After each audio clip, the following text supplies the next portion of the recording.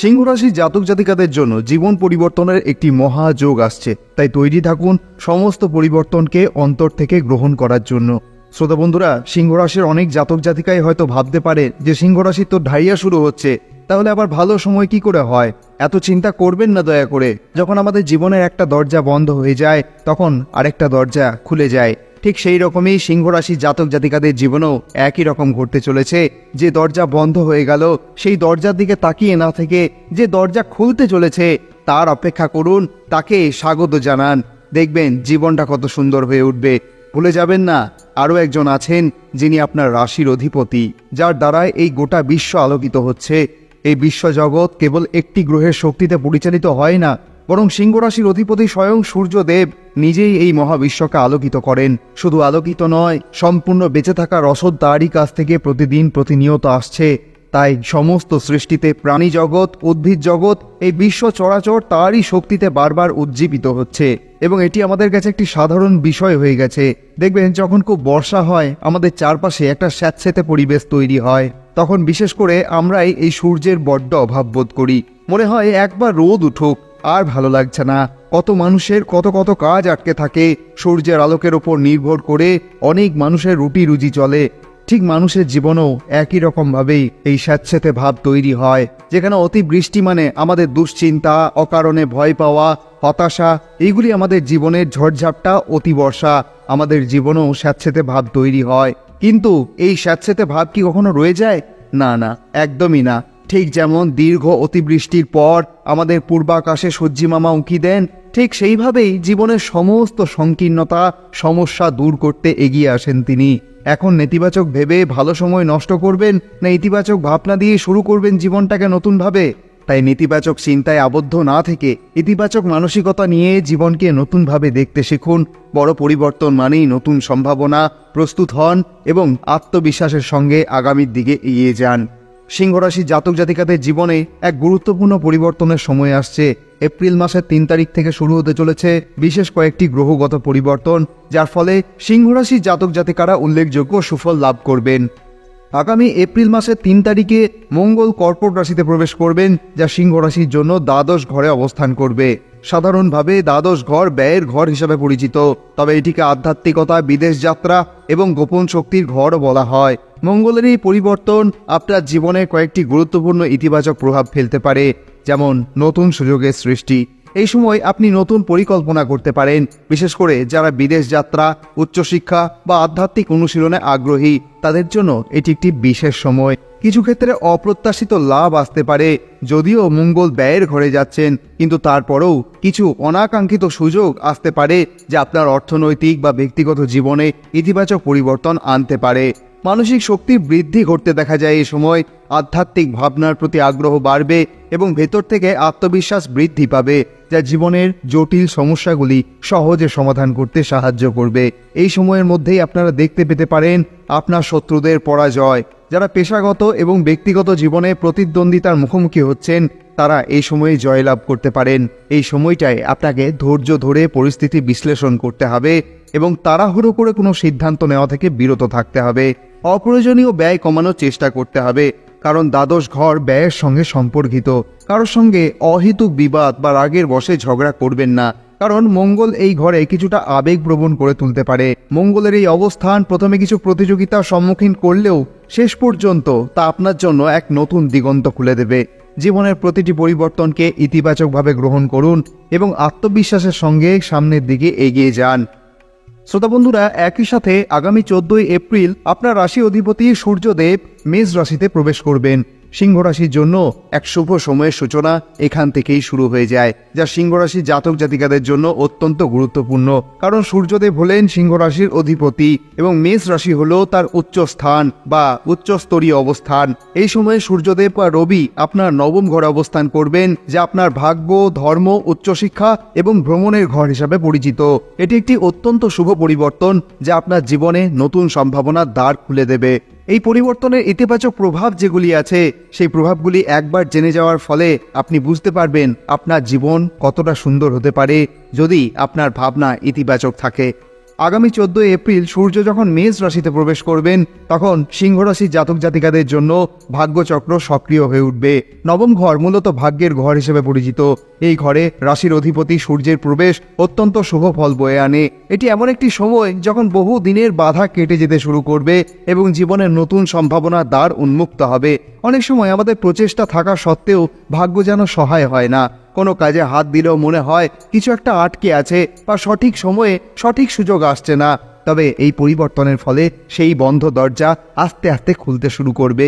কর্মজীবনে যারা দীর্ঘদিন ধরে প্রচেষ্টা চালিয়ে যাচ্ছেন কিন্তু কাঙ্ক্ষিত ফল পাচ্ছেন না, তারা এবার আশার আলো দেখতে পাবেন। চাকরি বা ব্যবসার উন্নতির পথ সুগম হতে পারে। বিশেষ করে যারা নতুন উদ্যোগ নেওয়ার কথা ভাবছেন, তাদের জন্য এটি একটি স্বর্ণ সময়।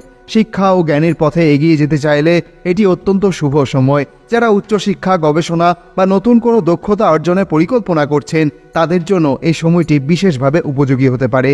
শিক্ষার্থীদের জন্য ভালো ফল লাভের সম্ভাবনা রয়েছে এবং বিদেশে পড়াশোনার সুযোগও আসতে পারে। এছাড়াও আধ্যাত্মিকতা ও ধর্মীয় বিশ্বাসের দিক থেকে এটি একটি উত্তম সময়। ভাগ্যচক্র যখন সক্রিয় হয়, তখন শুধু বাহ্যিক সাফল্যই নয়, মনের ভেতর থেকেও এক ইতিবাচক পরিবর্তন অনুভূত হয়। এই সময়ে আপনি নিজের ভেতরে এক নতুন শক্তির উন্মেষ টের পাবেন, যা আপনার জীবনের কঠিন পথেও সাহস যোগাবে। পরিবার ও সম্পর্কের ক্ষেত্রে এই সময় ভালো পরিবর্তন আনতে পারে। যদি ব্যক্তিগত জীবনে কোনো ঝামেলা বা মতভেদ থেকে থাকে, তাহলে এখন তা মিটিয়ে ফেলার ভালো সুযোগ আসতে পারে। যারা বিবাহ বা সম্পর্ক নিয়ে ভাবছেন, তাদের জন্য এটি শুভ সময় হতে পারে।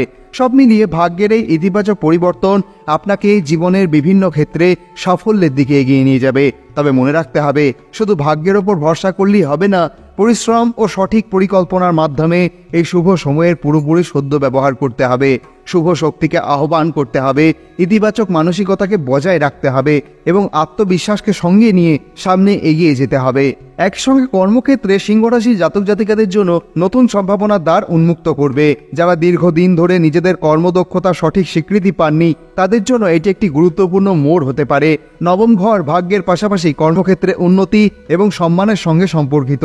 ফলে এই সময়ে আপনি নিজের কাছে আরও মনোযোগী ও আত্মবিশ্বাসী হয়ে উঠবেন, যার ফলে আপনার দক্ষতা স্বীকৃতি পাওয়া সহজ হবে। আপনার ঊর্ধ্বতন কর্মকর্তারা বা উচ্চপদস্থ ব্যক্তিরা আপনার কাজের প্রশংসা করতে পারেন এবং তাদের সাহায্য ও পরামর্শ আপনার উন্নতির পথ সুগম করতে পারে।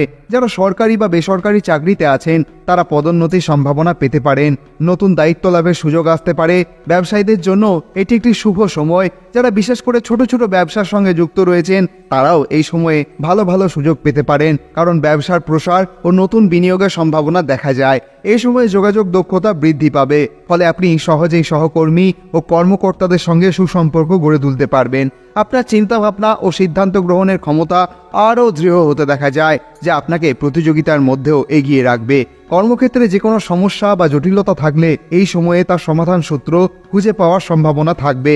তবে মনে রাখতে হবে, কর্মক্ষেত্রে উন্নতির জন্য নিজেকে প্রস্তুত করতে হবে এবং সুযোগের সদ্য ব্যবহার করতে হবে। পরিশ্রম ও আত্মবিশ্বাস থাকলে এই সময় আপনাকে সাফল্যের শিখরে পৌঁছে দিতে পারে।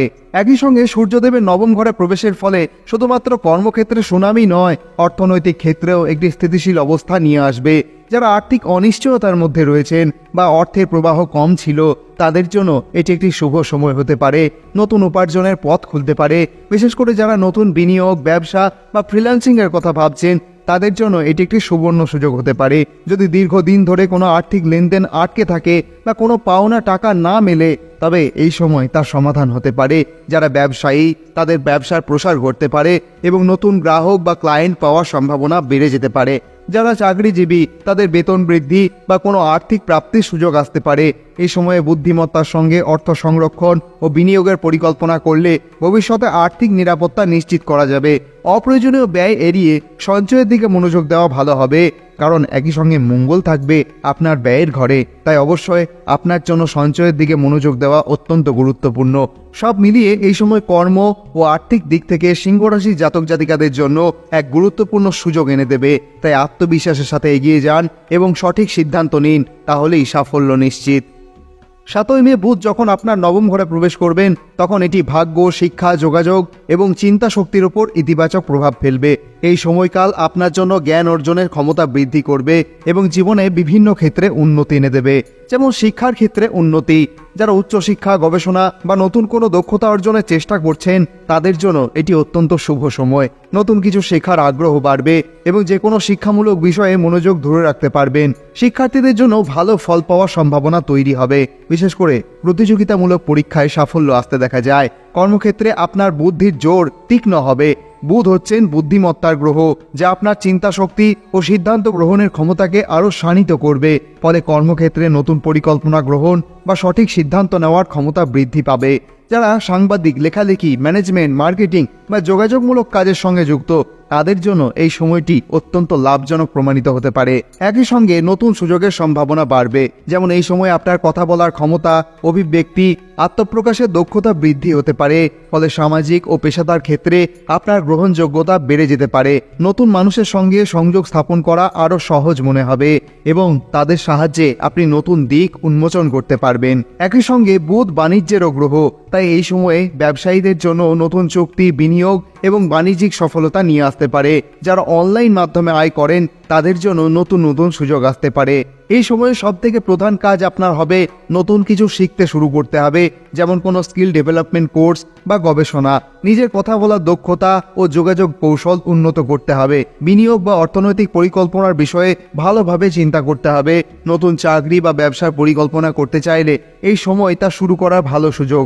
আত্মবিশ্বাস ও ইতিবাচক মানসিকতা ধরে রাখতে হবে, কারণ এটি আপনার ভাগ্যের উন্নতিতে সাহায্য করবে। সুতরাং 7ই মে বুধের নবম ঘরে প্রবেশ আপনাকে জ্ঞান, বুদ্ধিমত্তা ও ভাগ্য বৃদ্ধির এক নতুন সুযোগ এনে দেবে। এই সময়ে নিজের চিন্তা শক্তি ও পরিকল্পনাকে সঠিক পথে পরিচালিত করতে পারলে এটি আপনার ভবিষ্যতে সাফল্যের ভিত্তি হয়ে উঠতে পারে। আগামী 14ই মে দেবগুরু বৃহস্পতি আপনার একাদশ ঘরে প্রবেশ করবেন, যা অত্যন্ত শুভ এবং সিংহ রাশির জাতক জাতিকাদের জন্য এক বড় পরিবর্তনের ইঙ্গিত দিচ্ছে।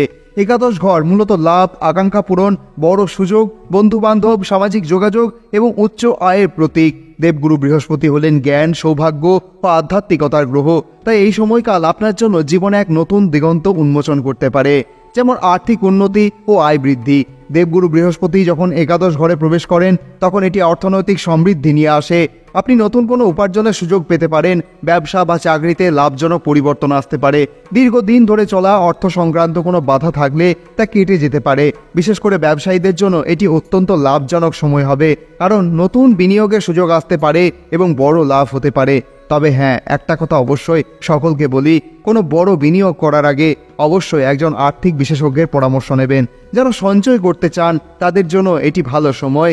এই সময়ে আপনি অর্থনৈতিক পরিকল্পনা করলে ভবিষ্যতে তার সুফল পাবেন। ফ্রিল্যান্সার, উদ্যোক্তা বা বিনিয়োগকারীদের জন্য এটি একটি দারুণ সময় হতে পারে, কারণ আয়ের নতুন পথ উন্মুক্ত হতে দেখা যায়।